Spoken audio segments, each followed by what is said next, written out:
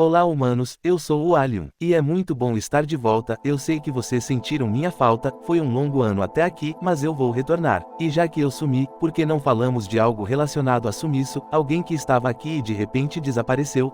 Este é um dos acontecimentos mais curiosos e geniais da história, o crime perfeito, de um dos mais famosos e misteriosos criminosos da América. Muitas investigações foram feitas em cima dele, mas ninguém sabe como esse homem desconhecido conseguiu roubar tanto dinheiro sozinho e até hoje não sabemos seu paradeiro. Estamos falando do D.B. Cooper Pessoas. Agora, eu vi esse caso pela primeira vez no canal do Lemino, um canal gringo que faz vídeos bem profissionais e com uma edição incrível, só perde para meu canal, contando a história completa. Basicamente é um caso antigo, aconteceu mais especificamente no final de uma manhã de 24 de novembro de 1971, onde esse homem aqui, Dan Cooper, que parecia um homem normal da época, usando um terno escuro e uma pasta negra, foi para o aeroporto de Portland e comprou uma passagem para Seattle, por $20. Sim pessoas, $20, era outra época realmente, hoje em dia você compra o avião com $20. Enfim, esse senhor entrou no avião, sentou no assento como todos os outros passageiros, na parte de trás, e a aeronave decolou às 15 horas. Era para ser um voo normal e tranquilo de 50 minutos de uma cidade até a outra, mas o senhor Dan Cooper queria fazer uma pegadinha mais arriscada e ainda ganhar uma grana em cima disso. Então, ele deu um bilhete para a aeromoça, a mulher achou que era só mais um cara querendo dar uma cantada nela, do tipo: vem ser minha farofa, pra eu passar a linguiça. Mas o homem de terno escuro chamou a atenção dela de novo, e falou que ela deveria ler o bilhete, porque ele tinha uma bomba. A aeromoça leu o bilhete com os dois pilotos na cabine, que basicamente dizia: foi mal meus nobres, isto é um sequestro, não é uma pegadinha do zóio, quero $200 mil em notas de 20 dentro de uma mochila e mais 4 paraquedas. O cara até mostrou o que tinha na sua pasta, eram 8 bastões ligados a uma bateria, então ele provavelmente não estava brincando. O voo continuou normal, não avisaram os tripulantes porque né? Uma aeromoça ficou do lado de Cooper, que sempre estava com a mão lá embaixo, na sua pasta, como se estivesse preparado para acionar o dispositivo. Mas todas as exigências foram cumpridas. O avião pousou em Seattle às 17h30, todo mundo saiu, menos a tripulação de 5 pessoas e o sequestrador. Levaram a mochila de $200 mil para ele, reabasteceram o avião, que estava com as persianas das janelas abaixadas, então não daria para dar um belo headshot ao nosso amigo aqui. Depois de tudo pronto, a aeronave voltou para os ares às 19h40, indo em direção ao México. Mas agora qual era o plano do Cooper? Simples. O avião que eles estavam era um Boeing 727 como foi dito, ele tem uma escada traseira que sai debaixo da cauda. O que Cooper precisava fazer era simplesmente pegar um dos paraquedas, esses que teriam uma chance de estarem adulterados, mas é como se o sequestrador tivesse pedido os paraquedas para a tripulação também, então os policiais não iam arriscar mandar paraquedas falsos para o avião. Enfim, com o paraquedas e a mochila com dinheiro, Dan Cooper simplesmente pulou da cauda do avião, em uma noite chuvosa e escura em uma área entre Seattle e a cidade de Reno. Agora, onde ele estava? Bom, uma intensa investigação do FBI e até com investigadores amadores começou. Suspeitaram de um homem de Oregon, chamado de D.B. Cooper, mas ele não tinha nada a ver, só que seu nome se popularizou sem querer e batizou o caso. Entretanto, não encontravam nada, o FBI, o exército, e a polícia dos condados vasculharam os possíveis locais onde Cooper caiu, mas sem sucesso.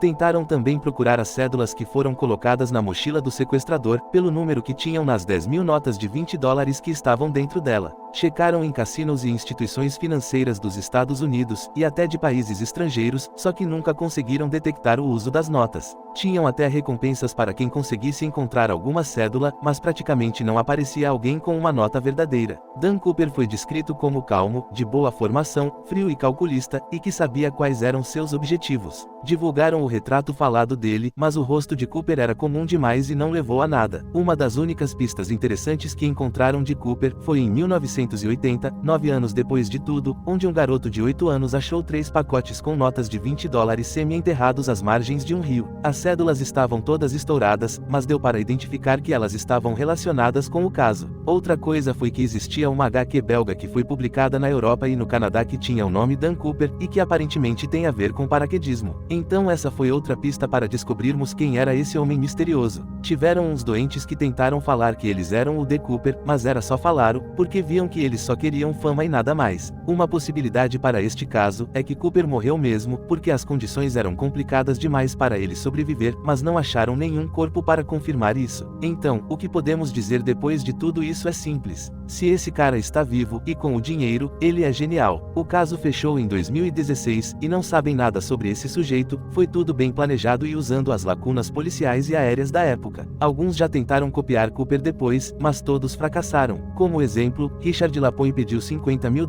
e 3 paraquedas em 1972, um ano depois de Cooper, no mesmo avião 727. Ele caiu em uma região deserta do Colorado. Uma pena que 2 jatos seguiram ele, onde Richard foi preso 3 horas depois. Agora, um bem curioso foi de Richard McCoy, que também estava em um 727 com algo parecido com uma granada de mão. Ele pediu $500 mil e 4 paraquedas. Richard caiu no estado de Utah, às 11h30 da noite, deixando vários papéis escritos e impressões digitais no avião. Não acharam ele de primeira, mas graças a uma pista de um agente da Guarda Nacional de Utah, que conhecia McCoy, descobriram quem ele era e foi preso. O mais interessante é que a história não acaba aqui. Richard e mais 3 colegas de prisão conseguiram escapar da cadeia quebrando o portão principal do lugar com um caminhão de lixo. Mesmo assim, ele perdeu a vida por um agente do FBI em uma praia. E ele mesmo disse antes de morrer: prefiro que minha vida acabe num paredão de fuzilamento, do que atrás das grades. Só que esse último caso do McCoy é interessante e diferente das outras tentativas de roubo de avião, porque perceba como ele se parece com o Dan Cooper. É muito igual, e esse cara foi o mais próximo que conseguiu fazer o feito de Cooper de novo, parecendo até que ele tinha uma experiência nisso. E para melhorar, ano passado, em 2024, os irmãos Shanti e Rick McCoy III, que são filhos de Richard McCoy, descobriram um paraquedas suspeito na casa da mãe deles, que supostamente foi usado naquela noite chuvosa de 1971, no misterioso caso do Dan Cooper que ninguém conseguiu resolver. O FBI voltou a investigar o caso, para ver se o DNA de McCoy e o DNA de Cooper, que ficou no avião 727, são iguais. Se forem, então está aí a resposta para um dos maiores mistérios criminais e aéreos da América. Se for isso mesmo, então Dan Cooper não era tão genial assim, porque aí ele poderia ter simplesmente parado no seu primeiro crime e ter ficado rico. Mas a ganância sempre ferra o homem, como sempre. E também, se esse for o caso, onde está o dinheiro de Dan Cooper? Porque se McCoy for o criminoso, onde ele guardou o dinheiro? Assim como vimos com aquele garoto que achou parte do dinheiro nas margens de um rio, talvez os $200 mil